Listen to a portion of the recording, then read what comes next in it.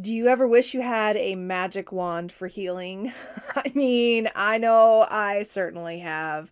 In my journey, in my process of healing, I have had so many moments where I'm just like, damn it, can I be done with this already? I'm so sick and tired of waiting and trying and backsliding and trying again and just wanting things to get better like that. So, folks, there's no magic wand. But the good news is that with patience and self-compassion and doing a little bit every day, we can continue to heal. So let's talk about the importance of patience.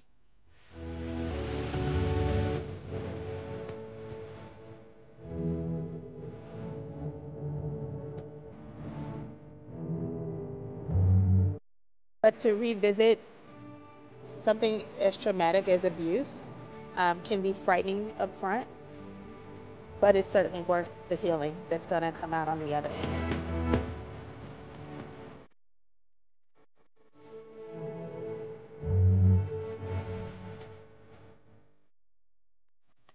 As we dig into this topic of patience, I want to share with you a little reading from Rockelle Lerner's Affirmations for the Inner Child. I radiate inner light in this season of darkness.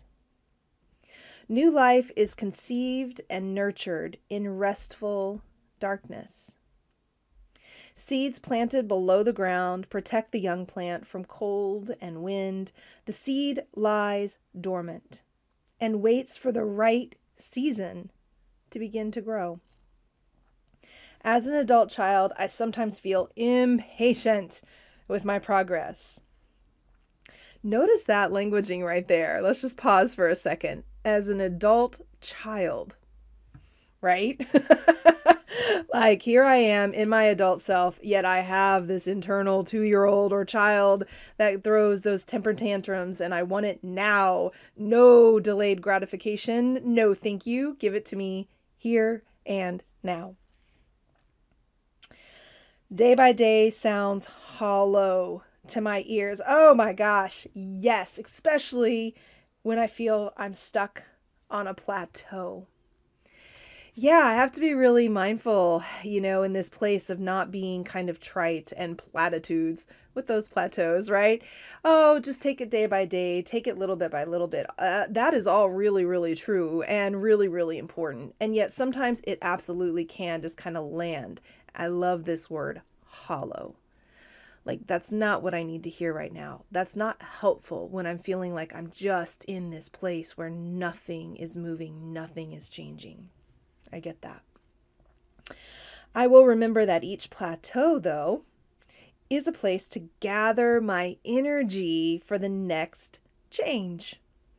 I will treat myself with patience and gentleness during this time of unseen growth. Whoa, this is something I really love. If we go back to the analogy of the seed is under that dirt and it's growing. The roots are expanding. It's starting to kind of wiggle its way up to be able to push through the dirt, but we don't see any of that. And yet growth is happening.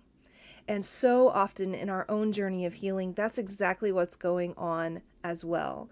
We're pushing things around, we're nudging things around, we're working with something, we're trying something on, and then all of a sudden there's this moment of kind of like bursting through, and things just click in, and we see the fruits of our labor. So today, I will welcome the stages of my inner child's development. In this season of lengthening nights, I radiate the inner light of new life. Yeah, this is so good. Prior to starting this work with men and women who've had experiences of sexual trauma, I was a teacher. And I worked in elementary education. And when I first started, I was actually in the after school program. And so I had kids from 3 years old all the way through fifth grade. So what is that, like 11, 12-ish?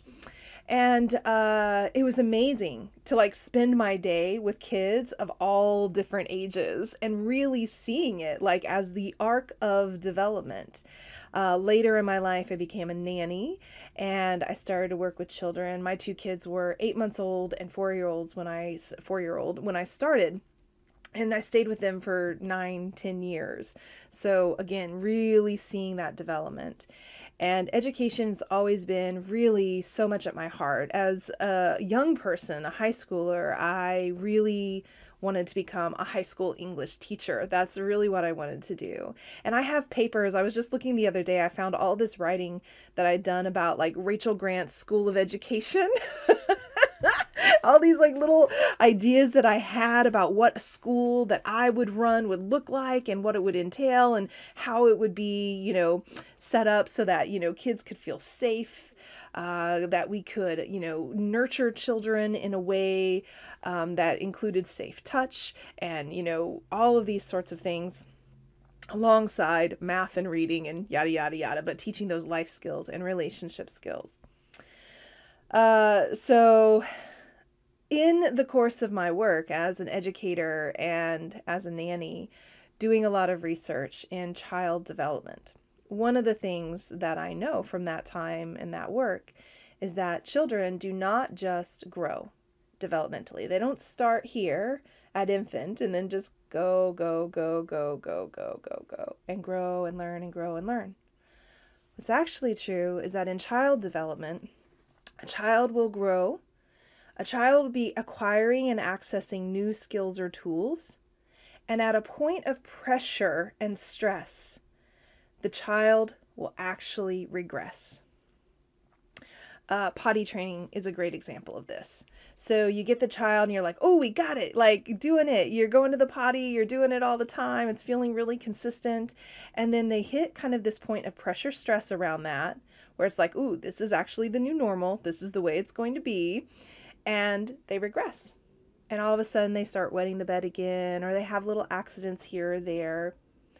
It's really just their system coming back to a moment of safety before they launch again and they go up to the next level of development. So that's what development really looks like. It's like here, a little loop, go up to the next step, a little loop, go up to the next level, a little loop. And for those of us who've experienced childhood sexual abuse, in many ways, our growth and our maturing and our development has been compromised, right? And so I have said this before, if you've been following me for a while, a lot of healing has to do with growing up when you're grown up, okay? Getting and acquiring the developmentally appropriate skills and tools that we need to live as an empowered person, adult. So we're not always in our adult child self. We try to stay in our adult empowered self more often than not.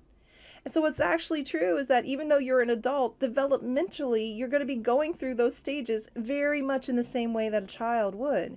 You're going to come to a place of like, ooh, I've really got it down with boundaries. Oh, no, I don't. Okay. Point of pressure, point of stress. There's a little bit of regression, and then you come back.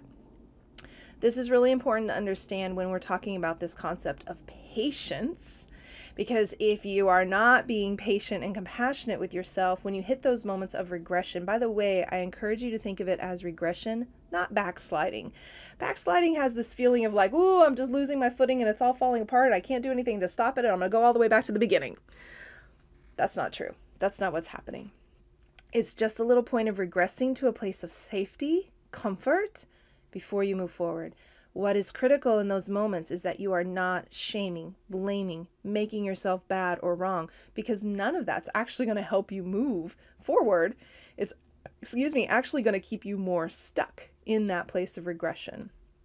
So finding a moment of like, okay, this is part of the process. I can be patient. I can be understanding of that. I can be kind and compassionate in this moment, trusting and knowing that this is just a part of my growing journey, and I'm going to lock it in and I'm going to keep moving soon enough. So today, if you're feeling stuck in your journey of healing, you feel like everything's just stopped, that's okay too. If you're at one of those kind of plateaus, maybe there's just space here, right? To just nurture that, ease into that, allow for that, I love what she said about it being a time of gathering energy. Like we can't just be constantly like going and going and going and going. Like sometimes we need a recovery time out. Okay, y'all? Tell my clients this all of the time. And sometimes those plateaus are exactly that. Your nervous system is like getting it like, okay, I'm getting locked in the things that we've been doing. I just need to restore and get some new energy before taking that next step. So I hope you feel encouraged today. I hope you feel inspired to bring in a little more patience, a little more self-compassion into your journey. And as always, if there's anything that I could do to support you along the way, I'm here. Reach out. Until next time, take good care of you.